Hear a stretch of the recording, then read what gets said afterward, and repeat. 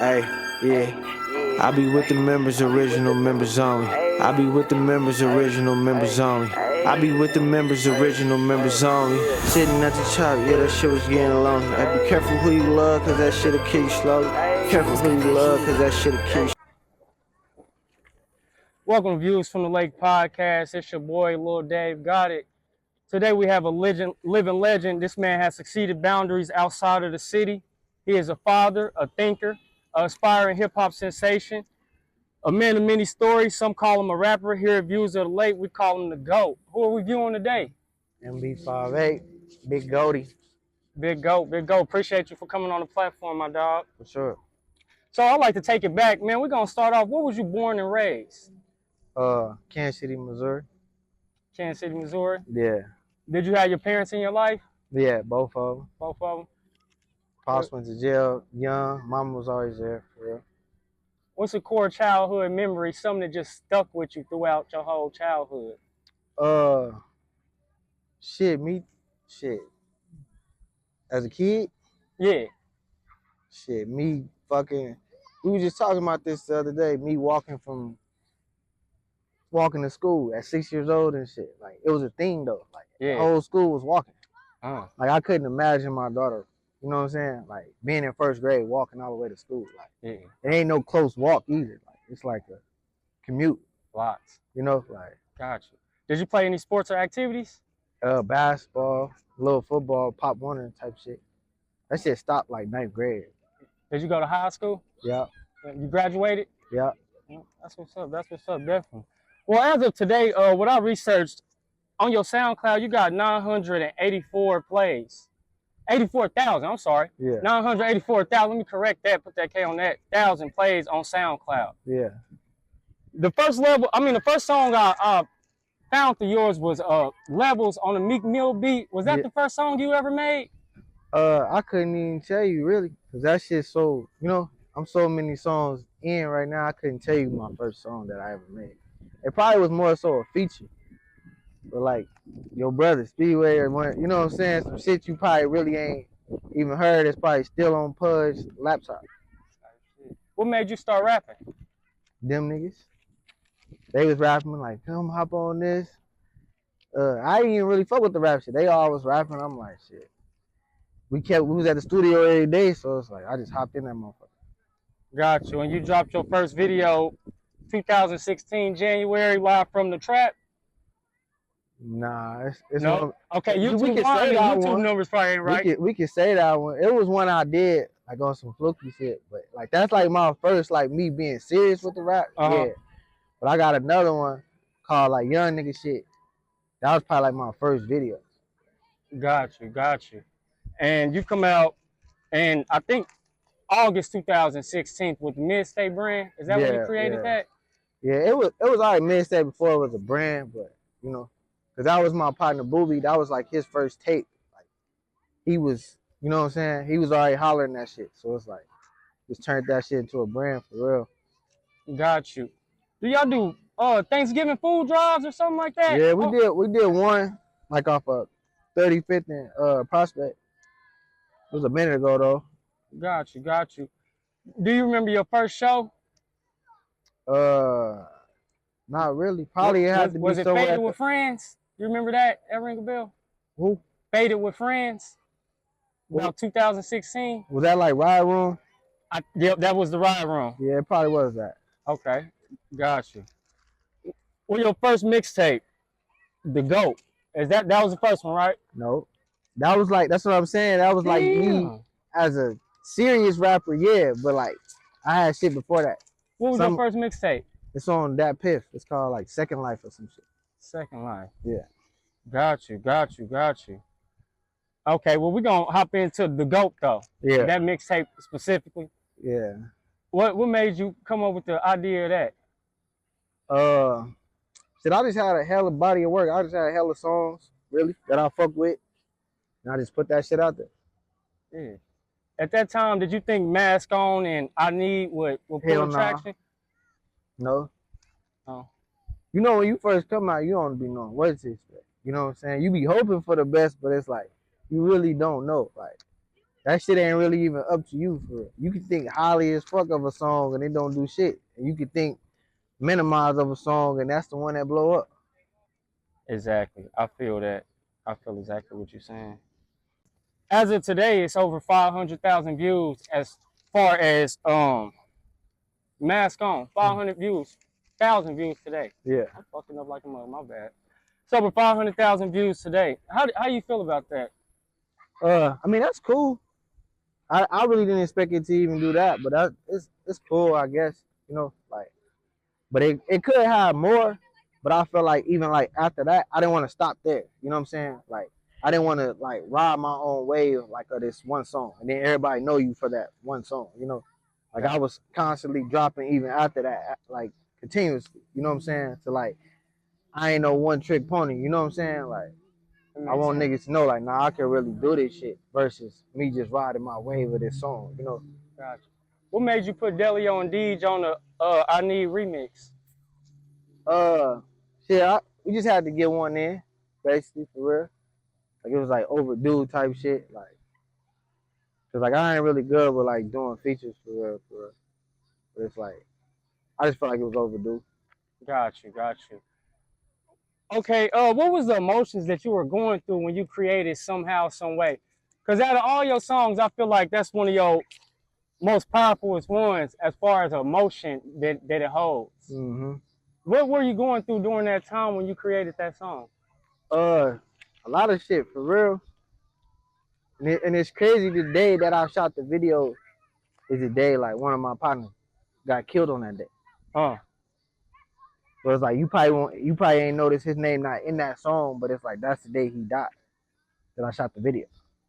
To match that sound with the visual, I see exactly. That's why we call you here an artist at Views from the Lake, because it's a difference. You match the video at the cemetery with the content of what was being said. Mm-hmm. I really like that. I admired that about that. How serious are you with matching the visual to the song? Or does that matter to Yeah, you? because it's like I feel like that it brings the what you saying to life. You know what I'm saying? Or like it help people get what you saying. You know what I'm saying? Because I don't be trying to be like too over people's head. More so like try to, you know what I'm saying, be high up but dumb it down a little bit so you can understand what I'm saying. Like, Gotcha. Do you know somebody that's buried at that cemetery that you shot that video at? yep. Tim, Fat Tim, he buried up there. I don't know the name of it, but Gotcha. On Big Amount, you said a line in there. You said trying to stop sipping lean because the shit costs too much. mm-hmm. Around that time when you made that line, how much do you think you had spent on lean at that point? Probably not even that much. Even when I said that shit, it really didn't cost that much back then. Like now, that shit really costs too fucking much. Yeah. Like back then, it's like you was just spending too much on it. It didn't really cost that much. Niggas was just spending too much on it. But I couldn't give you no number. Like that shit was so. I don't know. I'm probably in the hundreds on drink. Got you. Why is that? That's your drug of choice, sir? Not no more. Not no more. I ain't drunk lean in like 2 years. That's what's up, bro. Keep that going. What was your favorite when you was drinking? What was the difference? Cause see, I had a rapper BTH Rose on here, and he was explaining his differences and why he, you know what I'm saying. What was you drinking back then? Do you remember?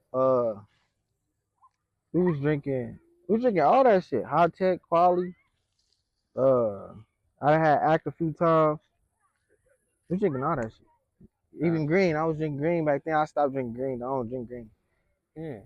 So Hellcat music drops, right? What made you put Hellcat music together? Cause I feel like it's very tribal. It matched tone perfectly. You matched the whole quality of every track within each track. Yeah. Also, you put the album cover with the eyes and the fire and the Hellcat. It was like you give off this energy in that album specifically. What was the theme behind that? Shit, niggas. Like I said, when I record, I be listening to my own shit. So we just riding the cat to all that shit. And it just, you know what I'm saying? Just vet the descriptions. I'm gonna call this shit Hellcat. We been riding a fucking cat all day to this shit. Hell yeah. Okay. So I seen that you had linked up with Band Gang Lonnie and y'all had performed at Club 906. Mm-hmm. How was that? It was cool. It was It cool. was like early on. It was cool. Like we should have probably picked a different location. Cause that spot we picked was way out the way. But it was cool though. It was cool. Okay. And on November 1st, 2017, you have your first daughter. What is fatherhood to you?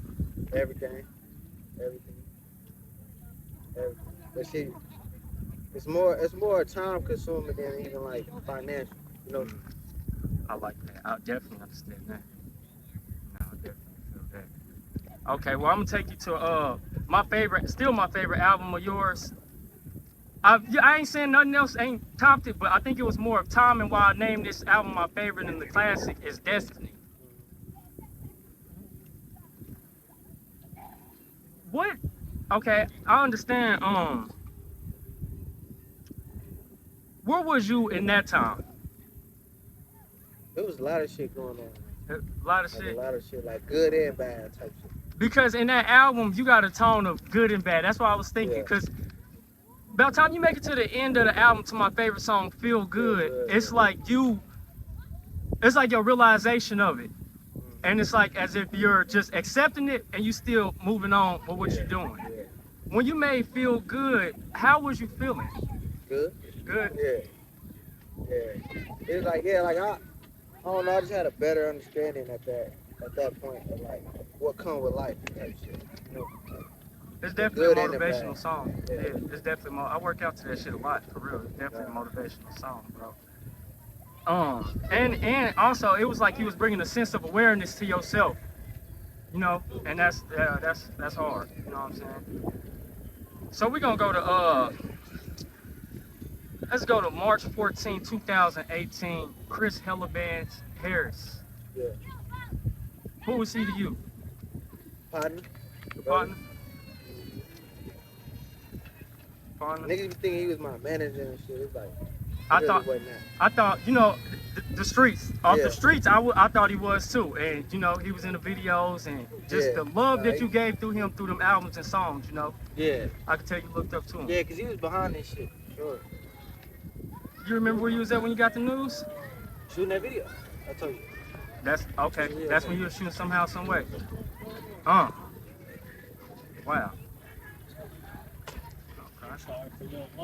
Okay, we're gonna play a little game. I like to call this three-piece. I'm gonna just say three different sayings. You just tell me what come to mind when I say these sayings. So I'm gonna start with number one. Number one, HMF. What comes to mind when you think of HMF? Yeah, hustle made fellas. Who the hustler? That's kind of my who the hustler. Number two, the 50s. What comes to mind when you think of the 50s? The neighborhood. Gotcha. Number three, Mad Max. What comes to mind when you hear the name Mad Max? That's my folks. Yeah, my peoples. Gotcha. Okay, we're gonna get to late 2018. You dropped "Rich is the New Gangster." That album cover is crazy, fire. Who came up with the album cover? You came up with that? Yeah, that's really a picture for me performing at like a prom or something. Gotcha. Okay. Well, following that, I'm gonna just go to the trilogy, which I feel is the trilogy. You had dropped Off-White, Goldie, and Goldie's Story. Now, if you ask me, over each of them albums, you got a different span of, they all correspond to a different span of growth. From Off-White, it was more of you was questioning it. When I listened to Goldie, it was more of an understanding, and then when I listened to Goldie's Story, it was more of a transition. Yeah. Do you feel like you grow within your music? Yeah, you got to. You know what I'm saying? Like I feel like even the worst rappers gonna still, you know, progress as they go along if they keep at it. You know what I'm saying? Like, yeah, I feel like I progress every day with that shit. Like I still be shocking myself with shit I be saying, like, songs that I be making to this day. how do you feel that the fans take it? Do you feel they fuck with you out there, like they perceive your music? It's like a love-hate type shit, you know?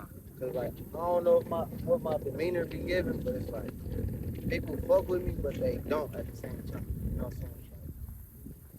And it's like I understand it too, though. You know what I'm saying? Cause I don't really fuck with nobody like that. So it's like, Gotcha. How much are you in the studio?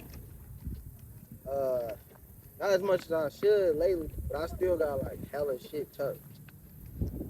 Hella shit. Okay. Well, I'm gonna take the track hop music, which I feel like you did the exact same concept with Hellcat music. Like you matched the energy with the whole. You can listen to the shit in the track hop. How I feel like you can listen to Hellcat music in the Hellcat. Yeah. Now, when we get to track hop music, you got a concept of rapping off. You got rapping off Perks on there, and I want to say you got rapping off not Trish, but you got rapping off Walk on there. I got Or is Trish on there? It's one or the other is on there, and then on the other one. Walk is on there. I think Trish is on Underdog. Yeah, you're right. Okay, where did you come up with that theory of the rapping off concept? That's what I was on. I figured. Like it's more so not me writing off of it. It's more so me like in the studio. You know what I'm saying? Like probably off a perk or you know what I'm saying, or drinking lean. So I'm gonna call it that. Do you feel like them drugs sometimes help music? Yeah, for sure. Definitely. Cause that shit make you emotional. You know what I'm saying? So it's like thinking with your emotions. Gotcha. Would you call yourself a diverse rapper? Yeah. I think I got like songs containing a hella different shit. Like even like songs, like notable songs. You know what I'm saying? Yeah. Like, I got a song that all the bitches like. I got a song all the street niggas like. I got a song that, you know what I'm saying, the regular niggas like. You know what I'm saying? Like it's just different vibes on different songs. And I feel like on Undergoat you showed that the most. Every beat is every which way. Mm-hmm. It wasn't all in tone, which made me go to Pint Baby. Yeah. That concept was so fire. You know what I'm saying? I'm mad because I feel like you kinda 8 out of 10 me on the video, but because I said you was supposed to come with that MC Hammer, that whole concept. Cause shit be rushed sometimes. Shit, you know I feel you. Get it out there, cause like me, if I sit on something too long, it might not never make it out there.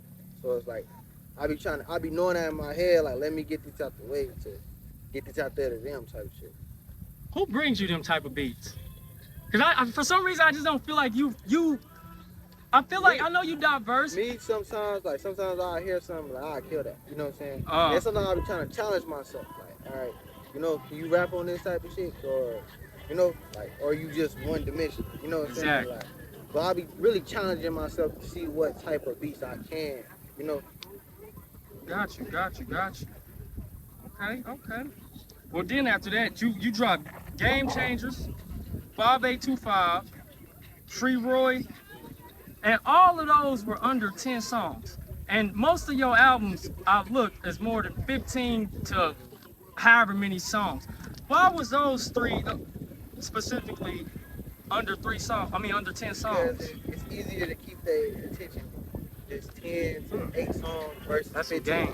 Because you gotta think, like, even like your biggest rapper, you're not gonna know all 18 songs on that shit. You know, like it's Drake songs. It's like I still skip over. It's, you know what I'm saying? Like that's any rapper though. You're not gonna know 1 through 18. Got you. Okay. Well, we gonna make it into GOATKU. Yeah. I love the album. What made you come up with that concept? Just really just going out for myself for real. You know, cause I always give myself names and shit like surrounded their ghost shit like GOATKU and GOATKU and you know what I'm saying. So I just went with it. The marketing behind it. I seen it was like a flyer, and it had Vonnie, Two Gun, each of them as a character. Yeah, that was the features.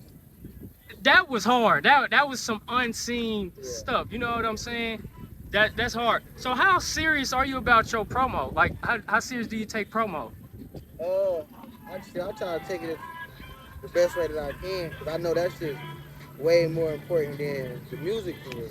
You know, like promo is like really 80% of that shit. Gotcha. Where did you come up with the phrase, "You got what I need, I'm coming full speed"? Uh, I honestly don't know. I couldn't really tell you. Like I've been saying that shit for so long too. You should landmark that shit by now. You need an I need LLC to. behind that. Oh God. Because if anybody else say that in a rap, I think you got the right to sue at this point. Right, right. Definitely, definitely. Uh, what's on the MB's playlist? You know, you're a rapper. You make a lot of music. You in the studio a lot. Is there who do you listen to, or who are you influenced by where you can go? Nobody. I mean, I wouldn't say like influence, like where they like. It's a lot of niggas. I just like what they doing, like how they go about it. You know what I'm saying? Like I Gotcha. say, Chief Keef,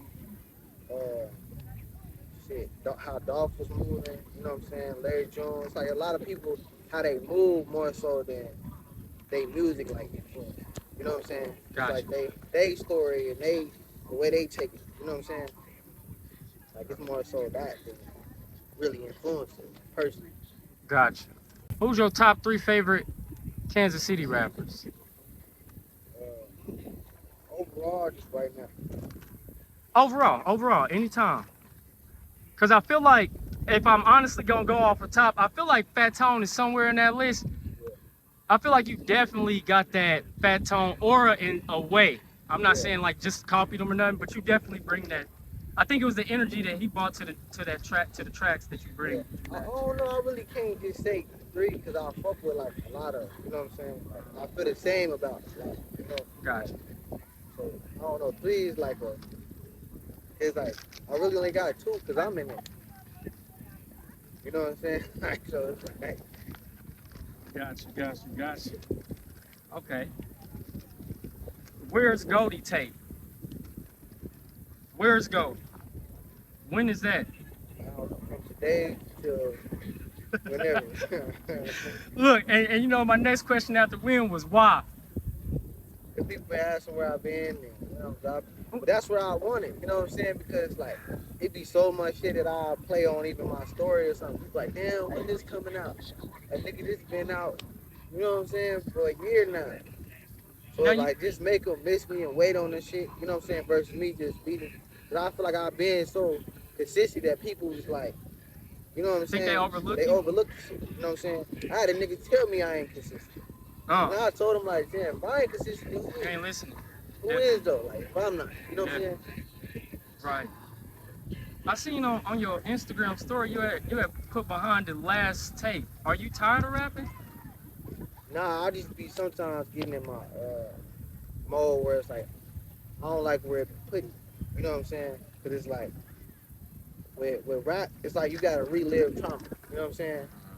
It's like you gotta keep replaying that shit that you trying to get over or forget about, no matter what story it is. It could be a bitch, it could be dead partners, it could be you being homeless or some shit. You know what I'm saying? Like you gonna go back to that shit regardless. You know what I'm saying? Like music be fun, but it be like that downside of it too. You know what I'm saying? What does a MV studio session consist of? What do you An need to make hour, music? an hour, an hour and Uh, 30 minutes probably. Like I don't be in that bitch long because like start getting a headache and overthinking. uh, Yeah. overthinking. Yeah, you don't need long in there. If you need too long in there, it's like you letting the studio do your shit. You know what I'm saying? Like, I don't need that long. You can ask Mab. He recorded everything down there, everything I got. You can ask him how long I've been. He gonna tell you I'm in and out. Sometimes I don't even stay the full hour though. Like he be like, all right, you just give me this because you wasn't even in here that long. And I didn't probably ran through because I don't sit there and mix after I rap. You know what I'm saying? Like I try to listen to it like raw before I go mixing and letting the studio making me sound like a, you know what I'm saying? Gotcha. Nah, for real. In and out. I be trying to do one take for real. If I'm taking too long on a song, I might be like, all right, we go to the next. Okay. Yeah. About videos. How do you do your videos? Or can you are you one of those rappers you could just shoot anywhere? Let's get it, set Yeah, up the yeah, I camera, or can do you shoot. need a lineup? Nah, I do be one sometimes, but I really don't be that. I can shoot a video right here. It's cool, me, you know? Facts. Okay, let's talk about Let's Get It then. With DJ Street King, MB58, D Walk, and Ray Money. How did that come about? Street King put it together. Three King put it together? Yeah. Got you. What's your relationship with D-Walk? That's equal to us, bro. That's broski. Yeah. Okay. Been doing him, I just been doing me, bro. Makes sense. Because on the Unproductive TV exclusive, he had asked you a question and you said if I was doing it for y'all, it'd be harder for me, for you basically. Why do you feel like that? What you mean? Well, I'm not for sure. The question he had asked you, it was something based on you doing music. I guess he was asking you about basing it on you doing music for you or the fans. Yeah. So I guess you were saying if I was doing it for y'all, it would be harder. Yeah. So we're gonna take this in a music concept. Why do you think it would be harder for you if you was doing it for the fans rather than for yourself? It's like people got so many different perspectives on me. Like, three of y'all right here, you know what I'm saying? Like y'all all got a three different favorite rappers, you know what I'm saying? So it's like if I'm trying to please you, him, and him, it's like how the fuck I'm gonna do that? You know what I'm saying? So it's like me doing it and me being a fan of my shit makes it so much easier. Cause I ain't trying to wow the crowd when I rap, you know what I'm saying? It's like this shit sound good to me, so it should sound good to y'all type shit. Exactly. Like I don't think a lot of niggas that rap is like a fan of their own shit. They probably don't even listen. I didn't been around rappers. They ain't play not one song of theirs. They listening to Gunna and Thug. You know what I'm saying? They listen to some whole other shit. Like I ride to my shit. I roll here to my shit. Yeah. You know, and it ain't like I'm forcing that shit. Yeah. You know, like it's just like it's natural. You know. Yeah. Is it? And see, and that's what's hard, and that's why I feel like how you said, like when I just asked you, is you tired? Because it's hard to stand out when everybody could copy what the next person did and put it out and get the attention, and you sitting here creating something fresh from the heart on your own, and it goes over their head. You know what I'm saying? If you had to put your favorite 3 tapes that you did, which probably might be hard for you because you got a lot of tapes. Yeah. What is your favorite 3 tapes starting from 3 to 1 that you made? You said 3 to 1? Yeah, that you created yourself. GOATKU story. Psycho music. And Destiny. Okay. And why you feel like that? I had fun making GOATKU story. I had fun making track out music, but like Destiny is like it's like what stamped me. You know what I'm saying? I feel like that's your Billie Jean. You know how Michael had Billie Jean? Yeah. It ain't your Thriller yet, because I feel like you still you got some more punches to hit, but that's definitely your Billie Jean, Destiny. Sure. I think that's, but like I said, I know in my time what I was going through when I was listening to that album. I was in a whole nother position, you know what I'm saying? So just that timing is why it stuck with me. Yeah. What's an MB58 playlist consist of? R&B shit. I listen to my shit and I listen to R&B, like 90s R&B type shit. 90s, 80s R&B. So what is MB58 show? What does that consist of? How do you prepare for a show? Do you got a little ritual you do or anything like that? Nah, I really just show up and just peep the crowd for real. You know what I'm saying? Because like being at home, you already knowing how they gonna kind of react to certain shit. You know what I'm saying? Like Mask On always took them there. You know what I'm saying? No matter how many times I did that shit, I Need a Lash always took them there. So like I always kind of knew the reaction I get. But I still used to have like butterflies and shit. You know what I'm saying?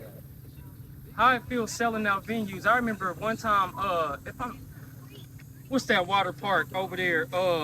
Man, it was a water park we was at, and I didn't even know you was coming. And you came and performed at that water park that night. I want to say the one in Raytown, because it's a viral video still around that play of that. I forgot what water park it was at. Nah, it wasn't. It wasn't Summer Waves. It was like a blue and yellow one. But bro, you killed the set. You couldn't even rap, because I'm talking about, it was probably about 100 people out there just screaming that shit. How does it feel when you know that you created something in the room by yourself to bring it out and watch these people yell it back at you? What does that give you?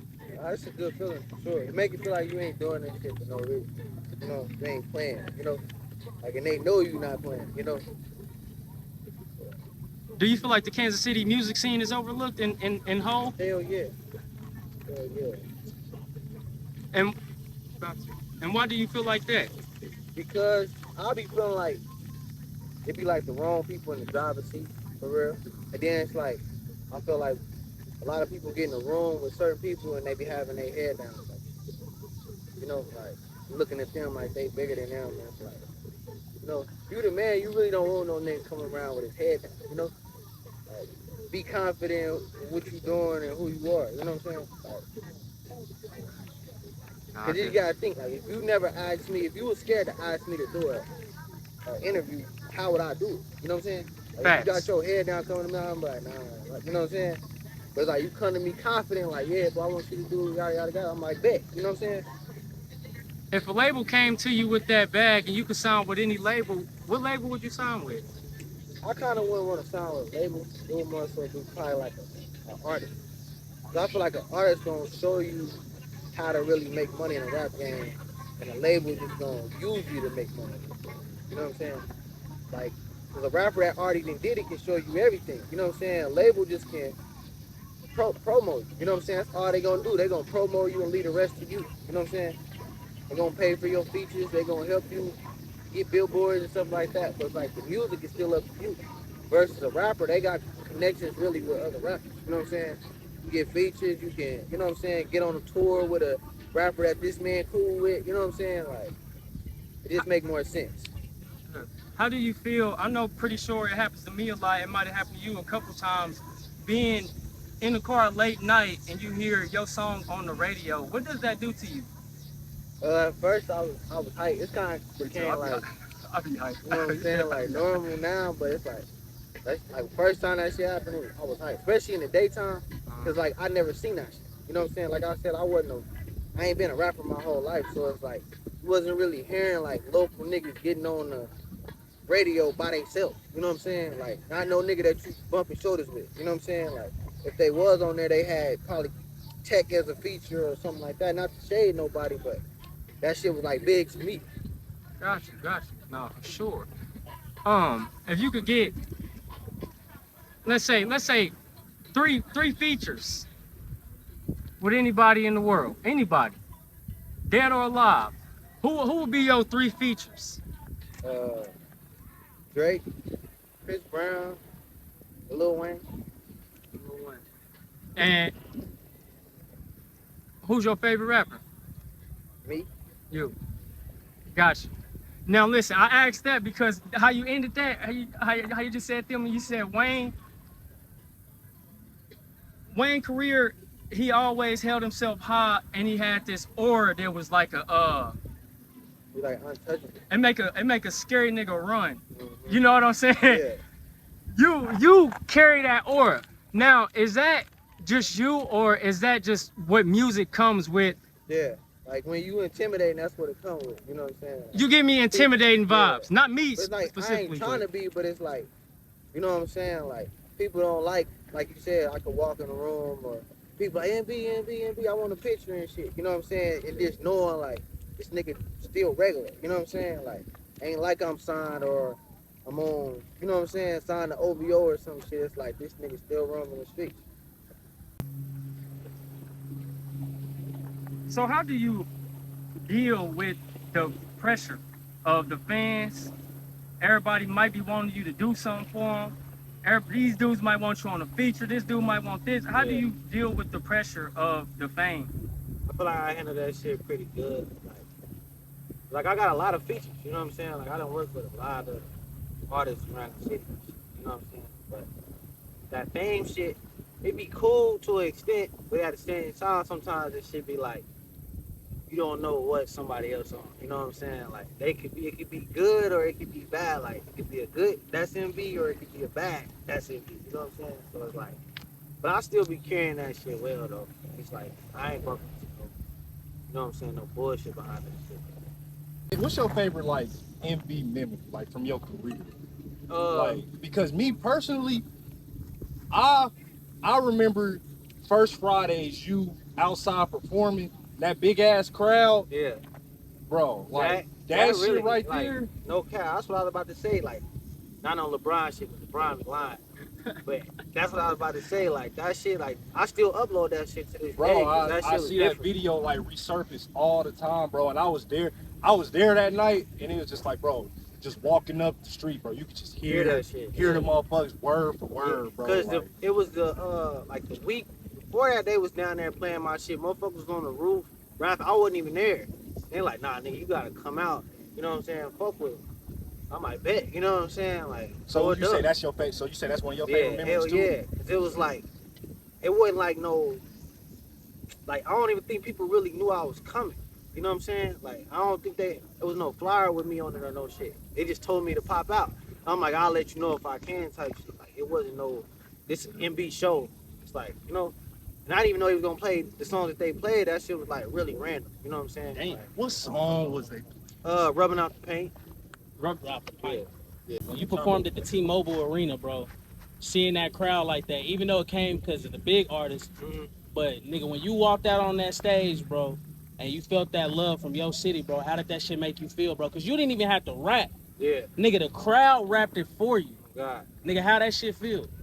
Oh, that shit is different, bro. Yeah. Like, I can't really explain that shit. That shit like how Mitch was like, you feeling like one of them ball playing niggas. Like, it's like that for real. Like, Yeah, because nigga, with me being one of your partners, you know, like you said, you know, you really my boy. So nigga, the reactions I see, nigga, when I see your shows do them numbers, nigga, and seeing them do that shit, nigga, that shit make me happy for you. Yeah. You know what I'm saying? Cause like, nigga, your first song was on the feature with me, nigga. It was that Tear That Pussy Up beat by Jeezy. God, Nigga. Me, you, Booby, Pooh, Mars, the whole gang. So nigga, like, to see you now, nigga, from us starting to Pudge motherfucking laundry room or wherever it was, bro, to selling out arenas, nigga, that shit hit different with me, bro. So I just want to let you know, nigga, I'm proud of you, bro. I appreciate nigga, it. selling out the arenas, bro. That shit big, bro. You in Walk, cause nigga, you know me, you and Walk, we was in the attic on 69th with this shit, bro. So you know, that's the main thing that made me proud, bro, to see you niggas selling out arenas, bro. That's what this shit about, bro. So keep going for real, gang. For sure. Yeah. What's next for MB58? Just more music, more videos, more interviews and shit. Well, I appreciate you for your time, man. It's been an honor. I appreciate you having you on the platform. Like I say, much honor to your success, bro. Keep going. They out there watching. And till the next time, bro. Appreciate it. Feeling good and I'm living good. And my boy killed for me cause he a nigga that I feed, ayy. Never met a bitch that I need, can't lie, shit I fucks with the 12. You can get rich off the kibbles and bits.